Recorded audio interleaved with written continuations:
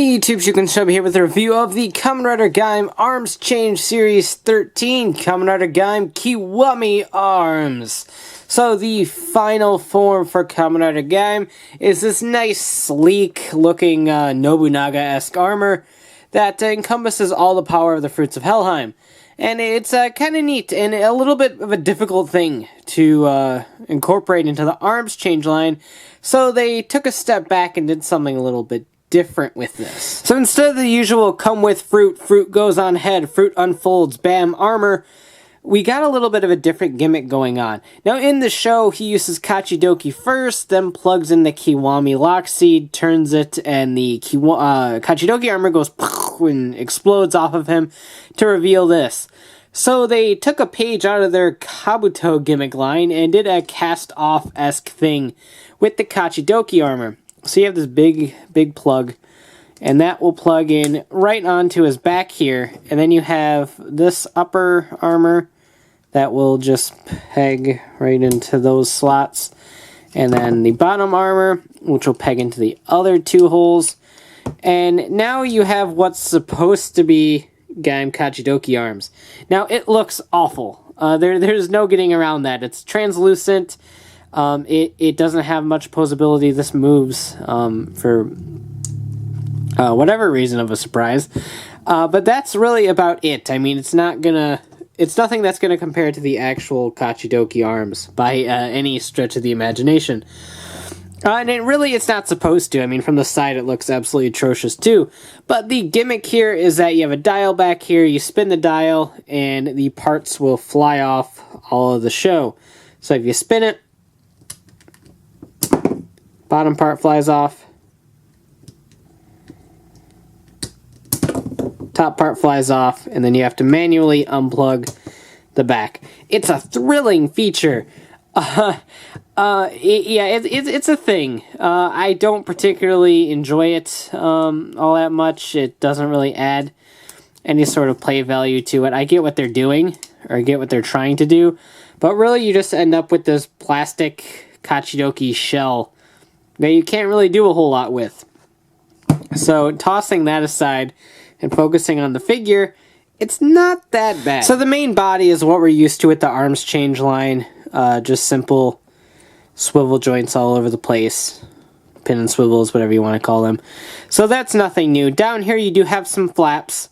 So you're going to get a little bit of hindrances in the leg articulation. But not enough to make a whole big ordeal out of it. But do be careful while posing. As I always say with armor like this, it is a soft rubber. If you get it bent in a particular way and it holds for several days, it will stay like that. So be careful. I think the biggest flaw with the figure is the fact that it's cast in a light gray. Kiwami is a very silver sort of design, and so it doesn't really translate all too well into flat plastic. So it ends up looking very dull at the end of the day. The fruit design on the armor here is just a simple sticker on the chest covered with a clear plastic, which is probably the easiest and cheapest way to pull that off, and I'm not really all too upset about that. I'm fine with that. The back of the cape here is supposed to be black. It is red, because this is all just one big red rubbery piece. So that's a little bit of a shame as well, and obviously because of the gimmick, you always have this little post sticking out of his cape, which is a little bit of a bummer as well. However, the helmet does come off, and while the color in there is brilliant, like most of the arms change helmet designs, you lose the effect once it gets so far back into the helmet there. It's a little bit harder to see, so it loses the effect a little bit. But that being said, I mean, in terms of quality, its build is okay, and all the design merits are there. Particularly in the molding details. It's just with the flat gray plastic, the lack of proper black cape on the back, the post always sticking out here, and the helmet losing a little bit of its finesse, you end up getting a very lackluster figure at the end of the day, and I think that's its biggest flaw, and probably the biggest reason why people didn't like this figure all that much. It just doesn't look as nice compared to some of the other arms change figures, and it doesn't come with any armor to attach to your older figures either, outside of this Kachidoki mess.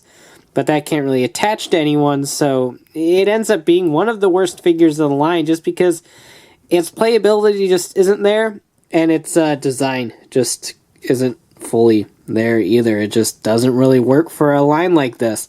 However, they did add some playability to this with the ability to add arms to him to make like Kiwami orange or some weird things like that. So if you take off the cape piece, take off this piece, which just kind of flew off because I hit it, the upper cape piece here, and the helmet piece, you have a new base body to attach arms to. So we can go far back in the line to Gaim orange arms and attach those to him. And now we have like this weird Kiwami orange arms, which I think might have actually been a cool idea for Kiwami to actually have him equip all of the arms. I think it would have made for a really cool effect, but obviously Toei didn't want to have that many armors floating around and that many different helmets and all that, so it would have been a very expensive thing to do. Of course, you can kind of trump this whole mess and do this. So you can legitimately have the Kachidoki armor on Kiwami's body. So that's a thing, and actually it looks kind of cool. Honestly, it does. But you can do all sorts of things like this and watch him topple over because his ankles are loose. This right here is probably the greatest form of Gaim you could ever possibly imagine. Included with Kiwami is a DJ gun in Daiken mode and in Geo mode, gun mode. So you have both of these options as well.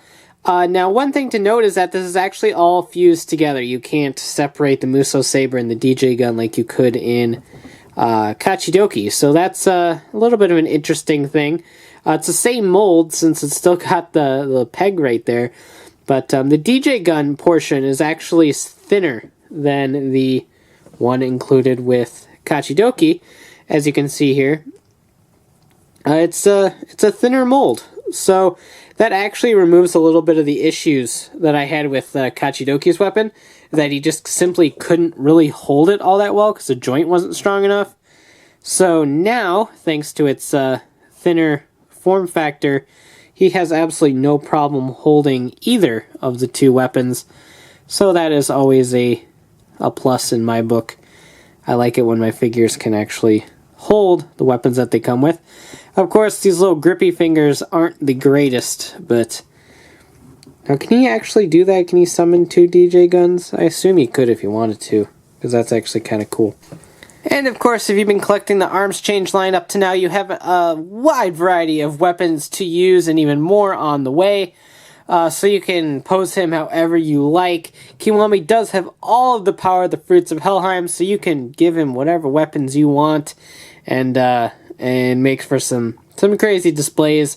And with the arms change capabilities, you can even add some arms onto him to make some really crazy combinations. Is this guy worth it? I can actually say yes. He's probably one of, if not the weakest arms change figure, given the fact he doesn't come with any arms to attach onto other base bodies is a real big bummer. And the whole Kachidoki armor cast off thing is just a really lame gimmick that doesn't belong in the line. However, the base figure does have arms capability to him, and even with the flat gray plastic, it still doesn't look all too bad. And given the fact that you can pick this guy up on Mandarake and such for about 1,500 yen, that's incredibly cheap and honestly kind of worth it, just to have the ability to pose Kiwami. Now, if you're looking for detail and looking for absolutely great representation, as much as I've been backing the arms change line, the figure art is where you're going to have to go for that. The figure art for Kiwami looks absolutely gorgeous. So if you're looking for something that's accurate and a lot better looking overall, then pick up the figure art. However, if you're looking for a new base body for your arms change collection thus far, 1,500 yen for this guy isn't all that bad. And like I said, at the end of the day, he's alright. Like I said, the weakest by far, just because he doesn't come with a whole lot to add to your playability of the line. It's still, at the end of the day, not a bad figure for the price you can generally find this guy for. So being the weakest of the line kind of pays off because you can get him pretty cheap. So I like him. Not the best, but he serves his purpose and can make some pretty cool little pictures and some cool designs by adding the arms to him. So thanks for watching. Take care and have a great one. Bye.